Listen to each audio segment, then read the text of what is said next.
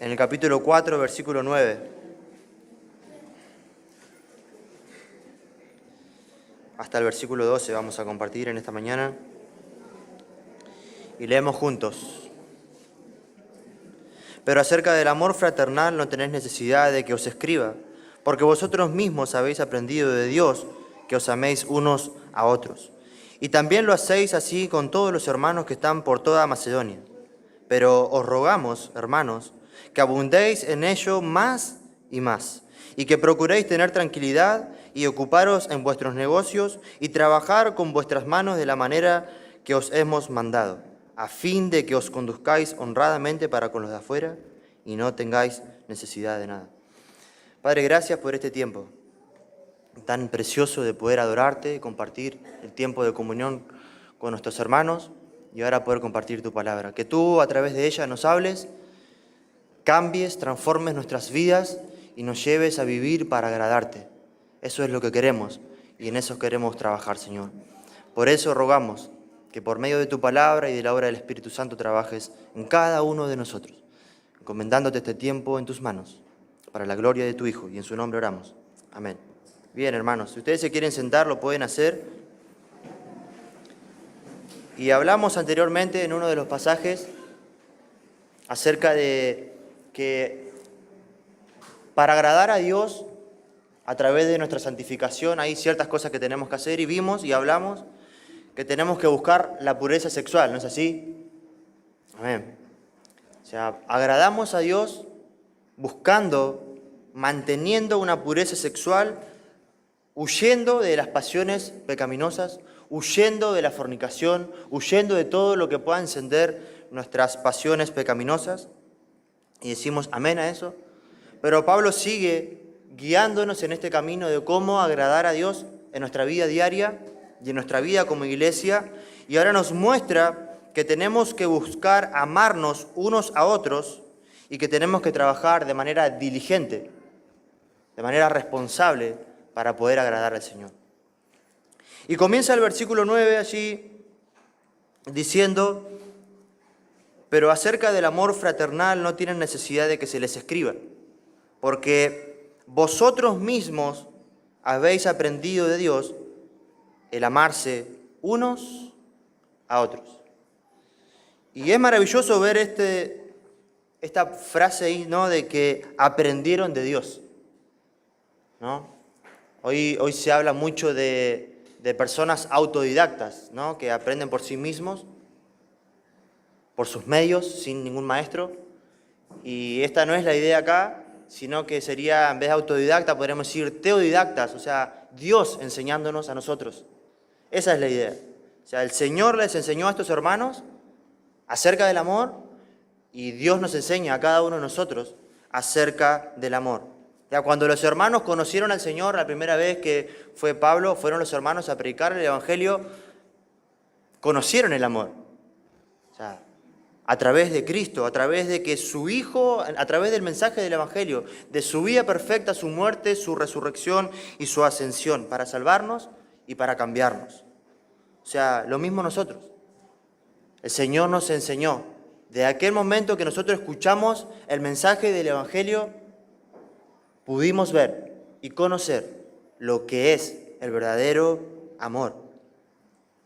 Y lo interesante es que Dios no solamente lo dice a través de la enseñanza, o sea, que aprendimos a través de un mensaje hablado, explicado, sino que Él lo hizo de una manera práctica, no solamente teórica, diciéndonos de tal manera amé a todo, al mundo, a aquellos que iban a creer, enviando a mi Hijo a morir en la cruz. No solamente lo dice y lo expresa de esa manera, sino que lo expresó de una manera práctica, a través de la cruz, enviando a su Hijo, la persona perfecta, la segunda persona de la Trinidad, para morir en nuestro lugar, de una manera práctica, no solo con palabras. Y si nosotros somos hijos de Dios, tenemos el ADN de nuestros padres, ¿no? Como cualquiera de nosotros tenemos los genes de nuestros papás, ¿no? Y tenemos ciertos rasgos de nuestros padres, Como hijos de Dios podríamos decir que tenemos el ADN, o deberíamos tener el ADN de nuestro Padre. La Escritura nos muestra que Él es un Dios amoroso, que Dios es amor. Entonces, si Dios es amor, y si nosotros somos sus hijos, en nuestro ADN podríamos decir que tendría que estar el amor, se tendría que ver el amor. Tendríamos que ser personas amorosas, porque Romanos capítulo 5, versículo 5 nos dice que Dios ha derramado su amor por medio del Espíritu Santo en cada uno de nuestros corazones. Dios nos ha dado, no es que nos falta amor, Dios nos ha dado amor, ha derramado su amor, ha expresado y ha manifestado su amor. No nos falta amor. Es más, nos transformó y nos cambió para que pudiéramos amar. Y me encanta cómo lo dice Pedro en su primera carta, en el capítulo 1, versículo 22, donde le dice a los hermanos que Dios purificó, los salvó y los cambió para que puedan amar mediante la obra del Espíritu Santo. Para que puedan amar, dice, para que tengan un amor fraternal no fingido, no fingido. Ámense unos a otros entrañablemente. Entonces no es que no necesitamos saber acerca del amor o que venga alguien y nos predique y nos enseñe acerca del amor. Lo sabemos, pero necesitamos que se nos recuerde, porque solemos olvidarnos, porque somos egoístas, porque somos orgullosos, porque somos personas individualistas. Y es más, la cultura en que vivimos nos lleva a ser cada vez más individualistas, a pensar solamente en nuestras vidas. Entonces Pablo comienza hablando de dónde procede ese amor, quién nos enseña, quién nos capacita para amar de esta manera. Dice, es Dios. Y ahora nos habla de que tenemos que persistir en este amor. Ya sabemos, ya lo hemos experimentado, ya lo conocemos, ya se nos recordó. ¿Cuántas veces nos ha predicado venir? Creo que tenemos que seguir aprendiendo porque el Señor nos sigue hablando acerca del amor. Sigue martillando el clavo una y otra vez acerca del amor. Y yo creo que el Señor quiere seguir obrando en nuestras vidas. Y en el versículo 9 dice, 10, dice, y también lo hacéis así con todos los hermanos que están por toda Macedonia. O sea, los tesalonicenses no solamente se estaban amando entre sí, sino que también estaban amando a otros hermanos que tenían necesidades fuera de su iglesia local. Por toda Macedonia, dice. Y no es que se amaban, bueno, los domingos cuando venimos acá y acá nos servimos. Dice que ellos lo hacen, lo están haciendo ahora mismo. O sea, está hablando de una práctica habitual en ellos. Era el hábito que tenían de amarse unos para con otros. Y no solamente eso, sino que también trataban de suplir las necesidades de otros hermanos, de otras regiones que estaban atravesando necesidades. Ahora, hermanos, el estándar de nuestro amor, para usted o para mí, no soy yo ni es usted. Si usted dice, bueno, ¿cómo tengo que amar? Bueno, yo voy a amar como ama el hermano, hasta ahí amo. Como el hermano Federico ama, bueno, hasta ahí yo voy a amar. Más de eso, no me mires a mí. Mira a Cristo. Él es el estándar de nuestro amor. Por eso es que nunca debemos sentirnos satisfechos con el nivel de nuestro amor. Y eso ahí es donde Pablo está yendo. O sea, los hermanos se están amando unos a otros, están persistiendo, pero dice en el versículo 12, pero les ruego, hermanos, que abundéis en ello más y más. Sigan amándose. Sigan. No paren. No se conformen. No crean que ya llegaron a cierto nivel de amor donde no pueden. No. Sigan amándose aún más. Y la pregunta que aquí podríamos hacernos es, ¿alguien aquí puede decir que ama demasiado a sus hermanos? ¿Usted puede decir eso? Puede decir, no, hermano, usted no sabe cuánto yo amo a los hermanos. Usted no sabe cuánto yo amo a mi esposa. Usted no sabe que yo amo demasiado a mis hijos. ¿Hay alguien aquí que puede decir eso? Creo que no. Y la palabra de Dios nos está instando a persistir en el amor fraternal. A no decir, bueno, ya está, hasta este punto yo llego. Ya más de esto ya no puedo amar. No. Y con esto no quiero decir que usted no está amando. Seguramente, y lo podemos ver, ustedes están amando. De diversas maneras lo podemos ver, lo podemos experimentar. Y damos gracias por eso. Pero aún podemos hacerlo mejor. Aún podemos seguir creciendo en el amor. Porque Pablo le está diciendo eso a los hermanos. Sigan creciendo en el amor. No se cansen de amarse. Y sobre todo, no se cansen de hacerlo cuando parece que otros no los están amando. Cuando parece que tal hermano, tal persona no te está amando como a vos te parece que te deberían amar, vos seguí amando. Vos seguí amando. Creo que ese es el problema, ¿no? Es el pensar y decir, es que yo me estoy sacrificando, es que yo estoy sirviendo al máximo, es que estoy tratando de amar a mis hermanos, pero él no me ama, pero él... No, hermanos. Tenemos que seguir amándonos. Tenemos que seguir creciendo en el amor. Debemos, cada uno de nosotros, amar como ama Jesús. Y debemos seguir creciendo en el amor hasta el día final, hasta que el Señor diga, bueno, llegó tu día. Día a día tenemos que seguir creciendo en el amor, luchando con nuestro orgullo, batallando ahí dentro con nuestro orgullo, batallando en nuestro interior con el egoísmo que hay en nuestro corazón, que nos impide poder amar de una manera bíblica. Porque no somos máquinas programadas para amar. No somos máquinas que se nos programa y que ahora a través de este mensaje usted ahí está siendo programado como un robot, como una computadora y ahora va a poder amar. No, no somos máquinas. Somos personas que tenemos sentimientos, emociones, pecado. El pecado mora en nosotros. Y el pecado es como un virus que entró y que está en nuestro interior y corrompe el sistema, podríamos decir, del amor. Como pasa con un celular, ¿no? Usted tiene su celular y cuando entra un virus, ¿qué pasa? Se bloquea. Usted dice, no puedo hacer nada. O sea, toco acá, toco allá y el virus corrompe todo el sistema del celular y no puede hacer nada. Bueno, el pecado corrompe el sistema del amor y no nos deja hacer nada. Lo único que nos deja hacer y pensar, nos lleva a pensar es en mí mismo, en ser un egoísta y en ser un orgulloso. Eso es lo que produce el pecado.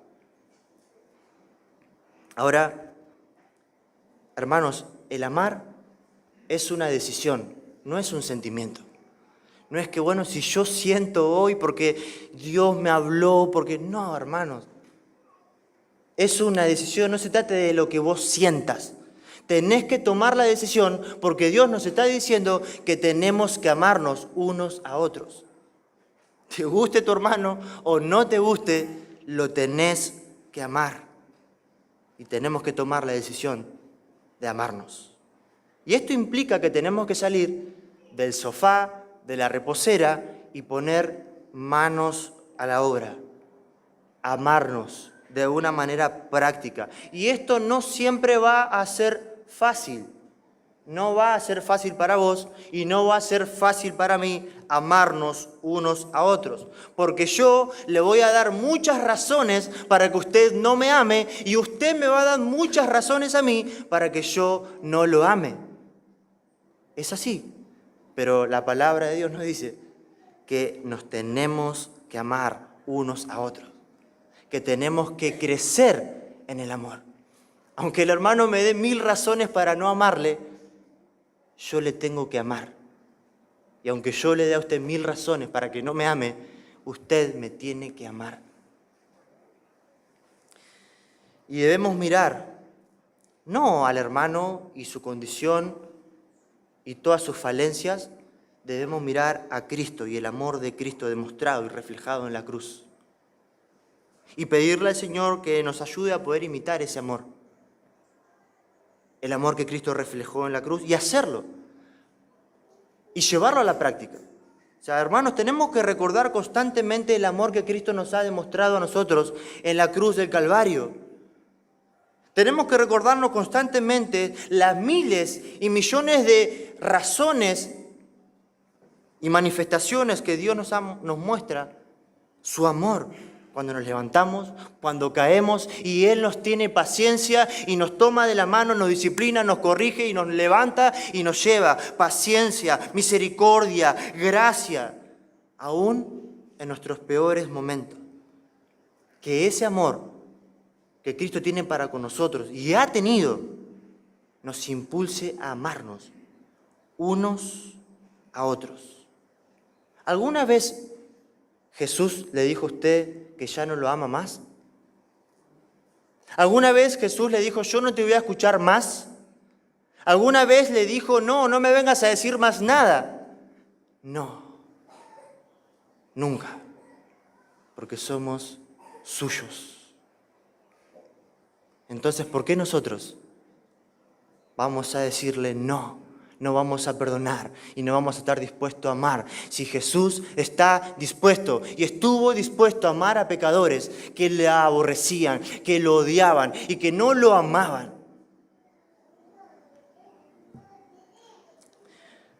Debemos persistir en el amor y debemos crecer. Ahora Pablo en el versículo 11 dice, y procuren tener tranquilidad. Y procuren tener tranquilidad y ocuparse, dice acá, en vuestros negocios, pero está hablando de los asuntos personales. Preocúpense de sus asuntos personales y trabajen. Y trabajen con sus manos de la manera que les hemos dicho. Ahora, ¿qué tiene que ver esto con el amor? ¿No? O sea, ¿cómo conectamos el trabajo, el tener una vida ordenada, el ocuparnos de nuestros asuntos con el amor? ¿Qué tiene que ver acá Pablo esto? Bueno, posiblemente Pablo está queriendo evitar que algunas personas, algunos hermanos, se aprovechen de la generosidad de otros hermanos. Sí nos tenemos que preocupar por nuestros hermanos, como lo vimos en los mensajes anteriores, pero muchas veces el tratar de hacer bien a otras personas puede producir un daño. Porque el amor muchas veces en personas produce el alimentar, o las personas lo utilizan para alimentar su egoísmo, porque están esperando que el hermano lo ame. Hermano, escuchá, esto no es para mí, esto es para ustedes.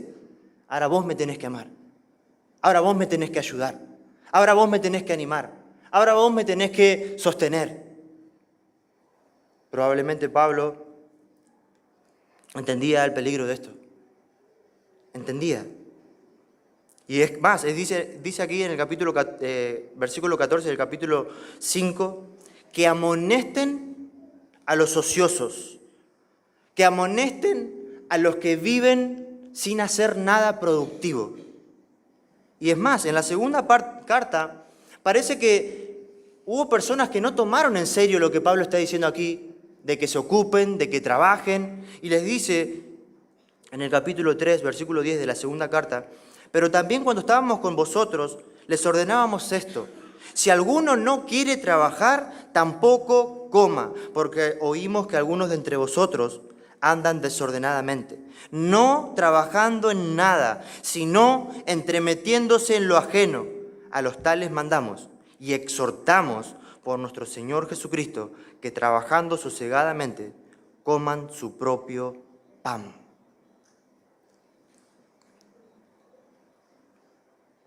El problema de esta gente era la pereza, principalmente. Eran unos vagos, podríamos decir. O sea, eran unos vagos. No todos, sino a los que Pablo está exhortando, ¿no? Pero también si leemos las dos cartas, vamos a poder ver que hay algunos hermanos ahí, por lo que dice Pablo, que estaban medio preocupados por las cuestiones escatológicas, ¿no? De los eventos futuros, que iba a pasar con el fin del mundo, que decían que Cristo iba a venir, y no habían entendido bien, no habían interpretado bien lo que Pablo le había enseñado. Por eso es que él corrige, y luego lo vamos a ver en los próximos mensajes, corrige esta idea y les dice acá que tienen que trabajar, que tienen que ocuparse de sus asuntos personales. Porque había hermanos que con estas cuestiones que tenían dijeron, bueno, ya Cristo, mañana viene Cristo. ¿Para qué vamos a trabajar? Le mando el telegrama a la empresa y vamos a predicar que Cristo viene, Cristo viene, decían ellos. ¿Para qué vamos a trabajar? Entonces estos hermanos estaban siendo una carga para la iglesia, porque seguramente eran unos vagos que tomaron esta excusa, quizás, para no trabajar y bueno, vamos a predicar a Cristo. Vamos a predicar a Cristo.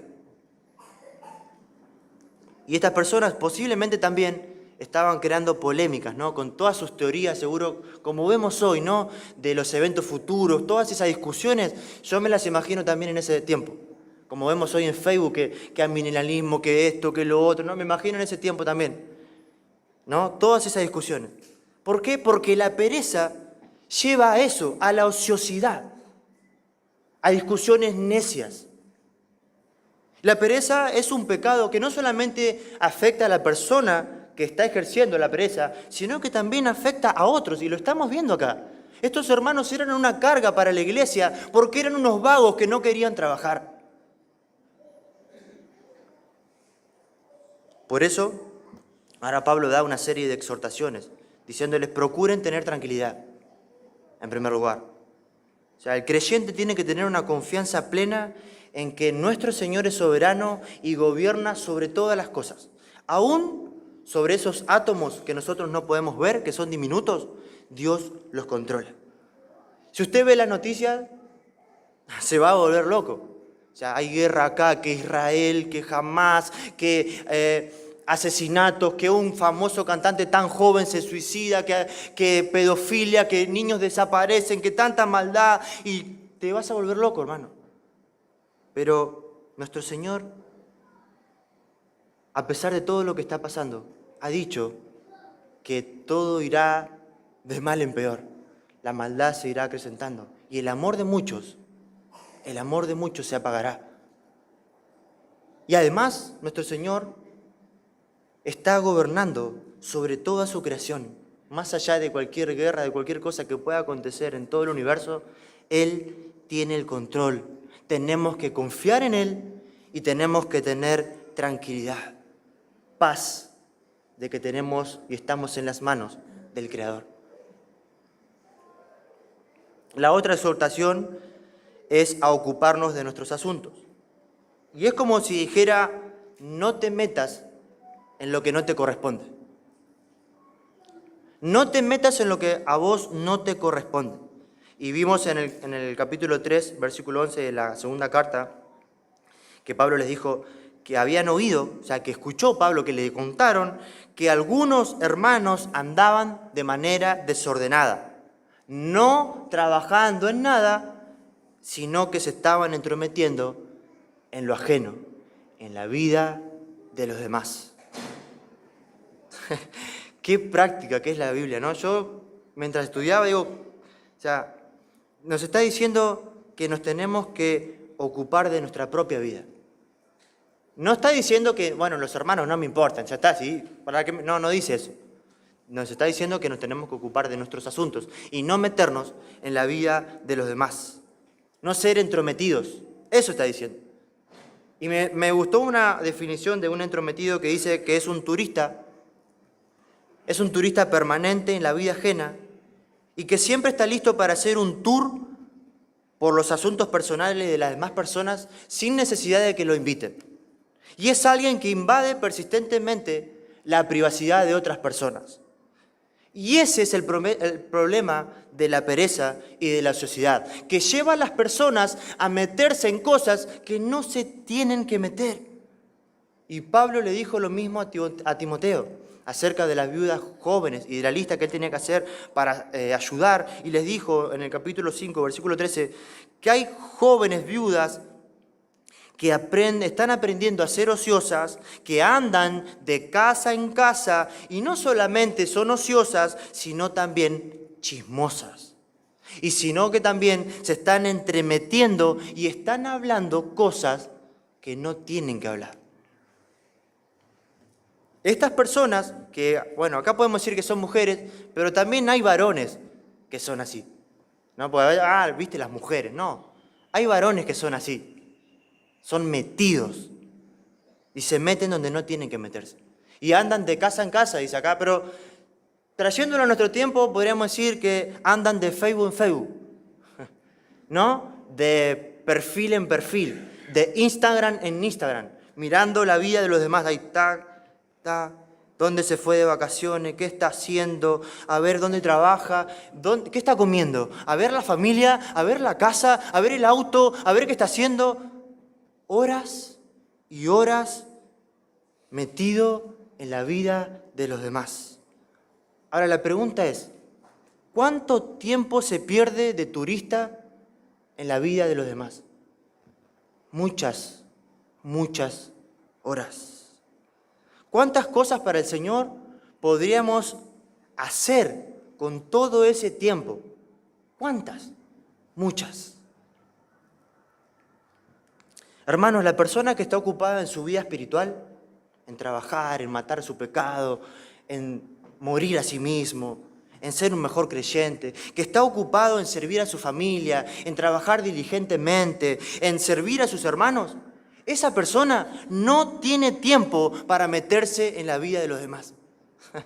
No tiene tiempo. No le dan las horas, porque está ocupado en lo que el Señor le mandó a hacer. O sea que usted, si está metido en la vida de los demás, está haciendo lo que el Señor no le mandó a hacer. No nos mandó a meternos en la vida de los demás.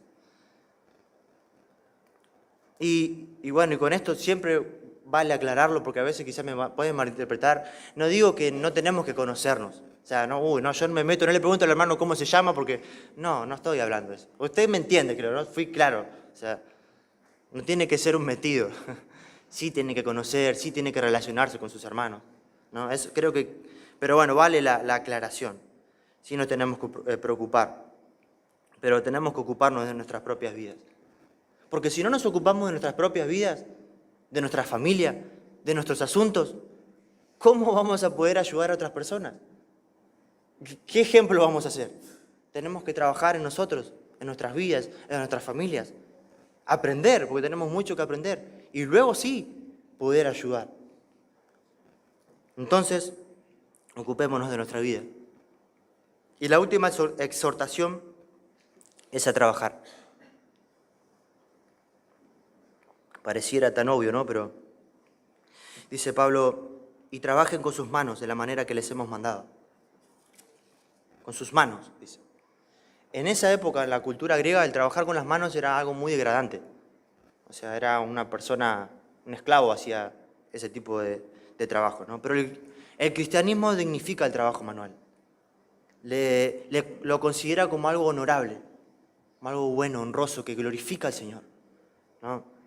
Pablo le manda a los hermanos, perseveren en sus trabajos, esfuércense, sean diligentes, sean los mejores trabajadores.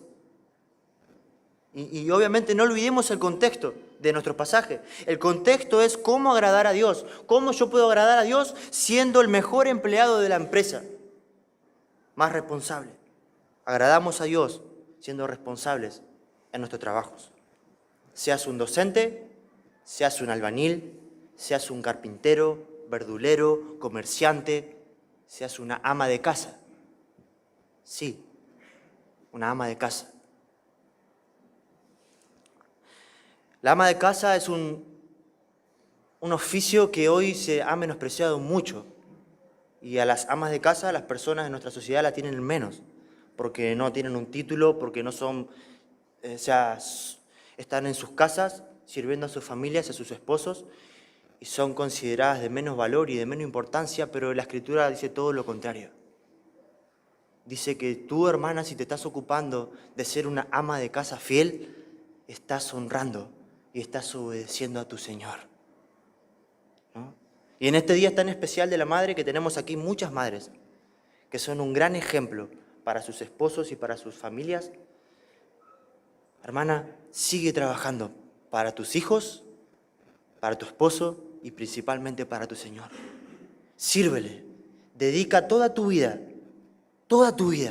porque en el día final recibirás tu recompensa. Quizás hoy no tienes un sueldo, nadie te está pagando, pero en el día final tendrás una gran recompensa que te está esperando por todo el esfuerzo que tú estás haciendo hoy. No importa que te tengan en menos, el Señor se agrada de tu trabajo. El Señor se agrada de todo lo que vos estás haciendo. Y finalmente dice el propósito de por qué hacer esto. Dice, a fin de que se conduzcan honradamente para con los de afuera y no tengan necesidad de nada. O sea, trabajen. Y si no tienen trabajo, busquen trabajo. Ese es su trabajo. Y no pongan excusa, no, es que mi patrón es muy duro, es que yo no quiero trabajar. Hermano, tenés que trabajar. No importa cómo sea tu patrón, si te cargan, si te dicen que sos el pastorcito de la fábrica, igual, tenés que trabajar. Y si no te gusta ese trabajo, mientras estás trabajando, busca otro trabajo. Pero yo te quiero asegurar que en el trabajo en que vos vayas vas a tener patrones que quizás no te van a amar como vos querés, no van a considerar todas las tareas y todo el esfuerzo que vos llevas adelante, y en todos lados vas a tener personas que te van a cargar, se van a burlar de ti. Eso te lo puedo asegurar. No pongas excusas para trabajar. Tenemos que trabajar. Porque trabajando de manera responsable, es un buen testimonio para el mundo. Y eso dice Pablo. Condúzcanse honradamente para con los de afuera y no tengan necesidad de nada trabajando. Vamos a dar un buen testimonio. ¿Por qué? Porque las empresas deberían estar contratando y pidiendo que en el currículum pongamos que somos cristianos y decir, bueno, yo voy a contratar a esta persona porque es un cristiano, y los cristianos trabajan de manera responsable. Pero lamentablemente no lo vemos a eso hoy. Pero tenemos que esforzarnos y seguir esforzándonos por ser responsables y diligentes para que las empresas puedan decir, yo quiero contratar a un cristiano, porque un cristiano es íntegro, es responsable y es diligente. Trabajen de la mejor manera para no tener necesidad y para no ser una carga para los hermanos, dice Pablo. Porque de esta manera está mostrando amor. O sea, yo no voy a ser una carga para mis hermanos. Si tengo 2 piernas y 2 brazos, puedo salir a trabajar. Y no vas a tener necesidad de nada. Trabajemos de la mejor manera posible. Pero cuidado, hermanos. Cuidado. Trabaja de manera responsable y diligente, pero no descuides tu vida espiritual. No descuides tu familia. No descuides la iglesia, no descuides el servicio a tus hermanos. Ten cuidado, sé equilibrado, responsable pero equilibrado. Que el Señor nos pueda ayudar a persistir en el amor fraternal para poder agradarle. Ese debe ser el fin. No, porque el hermano, porque el pastor nos dice que tenemos que amarnos. No, la motivación debe ser que yo quiero agradar a mi Señor. Y porque mi Señor dice que yo le tengo que amar a mi hermano, que es más difícil de amar, a él voy a buscar amarle porque el Señor le agrada que yo lo ame. Y voy a crecer en el amor. Y voy a confiar en el Señor más allá de los tiempos que estén pasando, y voy a ocuparme de mi vida y voy a ser responsable en mi trabajo porque le quiero agradar y le quiero honrar a aquel que estuvo dispuesto a morir y a pagar un precio por mi vida y por mi alma. Amén. Que el Señor nos ayude. Gracias, Señor, por este tiempo. Gracias por tu palabra. Llévanos a vivir esta vida que te agrada a ti. A mostrar amor, a ocuparnos de nuestros asuntos,